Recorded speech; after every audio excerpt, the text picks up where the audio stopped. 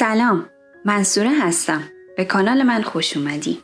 طرز تهیه خمیر هزارلا خانگی فوری. تهیه خمیر هزارلا به شیوه کلاسیک فرانسویش کار زمانبر و نسبتاً سختیه.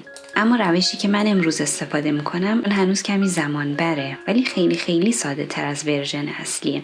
در کل تشکیل شده از 4 تا 5 بار تا زدن و وردن زدن خمیر. اول کره سرد رو به صورت مکعب‌های کوچیک برش بزن. 120 سی سی آب سرد هم که احتیاج داریم. هر دو رو برای 10 تا 15 دقیقه تو فریزر بذار. در این فرصت مواد خشک رو آماده کن. آرد همه منظوره رو الک کن و شکر و نمک رو بهش اضافه کن. بعضیا نمک رو به آب اضافه میکنن ولی من این توصیه نمیکنم چون میزان مصرف دقیق آب مشخص نیست. حالا تکه‌های فریز شده کره رو به مواد خشک اضافه کن. من وسط کار یک کمی آرد روی کره ها میپاشم تا به همدیگه نچسبن. آرد رو روی کره ها بپاش تا مکعب های کره با آرد پوشیده بشن. بعد با نوک انگشتا تکه های کره رو کمی فشار بده. قرار نیست که کره گرم و ذوب بشه، فقط میخوایم که آرد و کره کمی با هم آشناشن. حالا در صورت دلخواه آب لیمو رو اضافه کن و بعد حدود 2/3 آب یخ رو اضافه کن و سعی کن با دست خمیر رو جمع کنی. اگه هنوز مقدار آرد خشک باقی مونده توی کاسه زیاده، بازم آب اضافه کن ولی نه بیشتر از 120 سی سی. حالا تکه‌های خمیر رو به هم فشار بده تا یک جا جمع بشه. اصلاً برز نده یا چنگ نزن. این کار کلاً 2-3 دقیقه بیشتر طول نمیکشه. حالا خمیر رو با دست به شکل مستطیل در بیار. زیر و روی خمیر رو کمی آرد بپاش و خمیر رو با وردنه به اندازه 15 در 45 سانت باز کن. یعنی طول خمیر باید 3 برابر عرضش باشه. هر بار وردنه میزنی لبه های خمیر رو مرتب کن تا عرض خمیر همه جا یک اندازه باشه. فقط در یه جهت وردنه بزن. جهت پایین به بالا. وگرنه خمیر اون حالت لایه‌ای خمیر هزارلا رو پیدا نمی‌کنه. تو این مرحله خمیر کمی شکننده است و حالت مرمری داره. یعنی تکه های درشت کره هنوز توی خمیر مشخص هستن.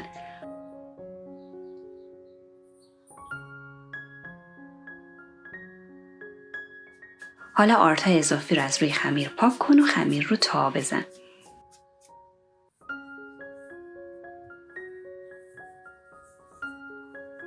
خمیر تا زده رو بپیچ لای سلفون و نیم ساعت توی یخچال استراحت بده. تکه‌های خمیر چسبیده به سطح کار رو حتما جدا کن تا دوباره به خمیر نچسبن. حالا خمیر استراحت کرده رو دوباره به اندازه 15 در 45 سانت باز کن. خمیر رو هر بار باید در جهت مخالف قبل وردنه بزنی. یه علامت برای خودت در نظر بگیر. مثلا من همیشه قسمت تا شده خمیر رو در سمت دست چپم قرار میدم. حالا دوباره آرد پاشی، وردنه زدن، مرتب کردن خمیر رو تا زدن. تو این مرحله خمیر خیلی نرمتر شده و راحت وردنه میخوره. ولی تکه‌های کره هنوز مشخصن.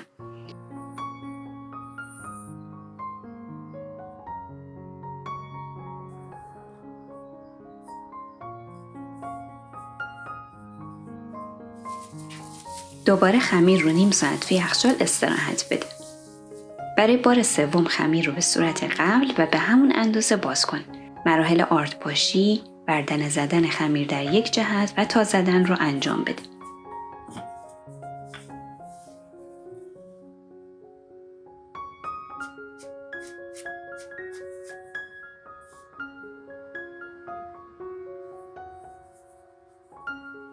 و خمیر رو نیم ساعت دیگه در یخچال استراحت بده.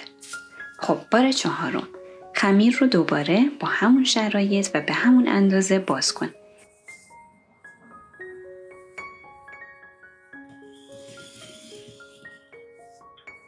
اگه بعد باز کردن خمیر تکه های کره رو مشاهده کردی، دوباره این مراحل رو برای بار پنجم هم تکرار کن. اما اگه خمیرت مثل خمیر من صاف و یک دست شده بود و دیگه کره مشاهده نشد تا همینجا کافیه. خمیر رو مثل قبل تا بزن و تو سلفون بپیچ تا هوا بهش نفوذ نکنه. این بار به یه استراحت طولانی نیاز داره. حداقل 2 ساعت و حتی 1 شب کامل. میتونی این خمیر رو همینطور توی نایلون بذاری، هواش رو بگیری و 2 یا 3 روز توی یخچال و یا 3 ماه تو فریزر نگه داری. فقط یادت باشه که خمیر قبل وردن زدن حتما باید یخش باز بشه. پس خمیر رو 15 دقیقه قبل بیرون بذار و یخش باز بشه و موقع وردن زدن نشکنه و لایه‌هاش خراب نشن. بعد از استراحت خمیر رو خیلی عادی با وردنه به ضخامتی که مد نظرت باز کن و استفاده کن. اگه این ویدیو رو دوست داشتی لطفاً لایک و شیر یادت نره. سابسکرایب به کانال هم خیلی کمک بزرگی برای منه. شیرینیایی که با این خمیر خوشمزه درست میکنی نوش جان.